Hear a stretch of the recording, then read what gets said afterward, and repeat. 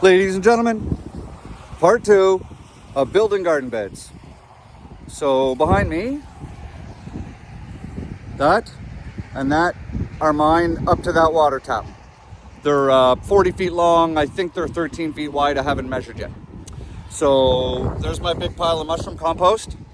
So I'm going to show you guys how I build my beds. All right. Everybody does them differently, but I'll walk you through the reasoning why I go about doing what I do. We're going to be doing 30-inch garden beds, leveled off flat with 14-inch wide pathways. And then whatever we have left on the outside is just going to be one bed at whatever width it ends up being, because he cuts it with the tractor and it's not perfect and it wiggly wobblies. So the final outside bed is going to be whatever diameter it ends up being. So I'll show you guys how I do this. Okay, I'm sorry about the wind noise, guys. Like I said, I'm in between storm cells here. All right, so you're going to need a few things. These are custom made tent pegs, 16 inches long. Okay, I got a couple of them. You're going to need some baling wire. Get the good stuff, because you're going to need to pull it tight. All we're going to do is we're going to start off from the outside cut that runs down the center of my beds. We're going to measure 30 inches out. We're going to put a stake in the ground, tie the twine to it, run it clear across the garden down to the far end, measure off 30 inches and stake it. And then we're going to take 2 more stakes. We're going to measure 14 inches on both ends, run another piece of twine. Therefore, what we're doing at one spot is we're making a pathway and we're making a bed. So all you do is you dig out your pathway, flop it onto your bed, get to the other end, move your string down another 30 inch or 14 inch, 30 inch, 14 inch, all the way down, and just excavate pathway onto bed.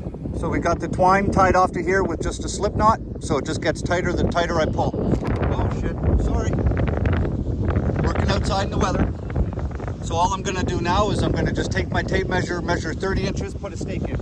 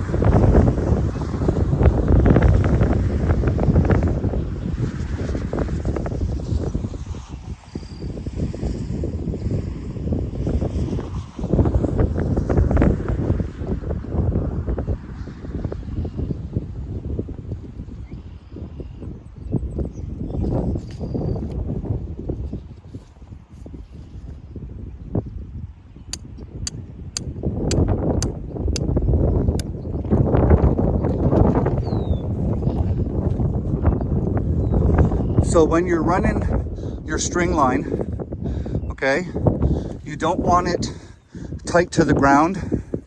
When you're doing this, it's going to make it harder. So keep it about 6 inches off the ground, because when you're digging out your trenches and throwing your soil, right, you don't want to bury your string line. You want to keep it up, because if soil hits it, it'll pull it down and it can change your measurements.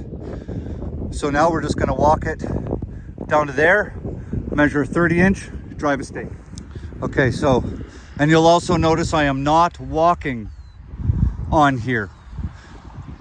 I only walk on the pathways. I don't want to compress this soil. The farm owner has ran his tiller through here and everything else, and it's super light and fluffy, and I don't want to compact it. So this is why we always start with our pathways. So you can see we have the stakes put in, 30 inch wide, 14 inch pathways. So all I'm going to do is I'm going to take that soil, flop it onto there. And then when that's done, we're going to start bucketing that 5-gallon buckets at a time and spreading it up the beds. Now, I could, if I wanted to, not dig this out as a pathway, and literally, to make my life way fucking easier, I could just start spreading mushroom compost on there, right? And I could literally be planting this afternoon if I want, but I don't. And here's the reason why. Look where I'm at. I'm in a big, wide, flat field, okay? And this soil here, there's a lot of clay in here. Look at, okay? Look at my boots. Look at this. Okay, that's all clay.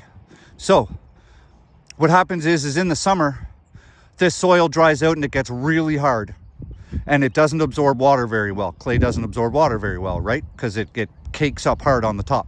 So after a rainstorm, all these other gardens, they'll be flooded, their plants will be drowning, or the water will just run right off and it won't absorb.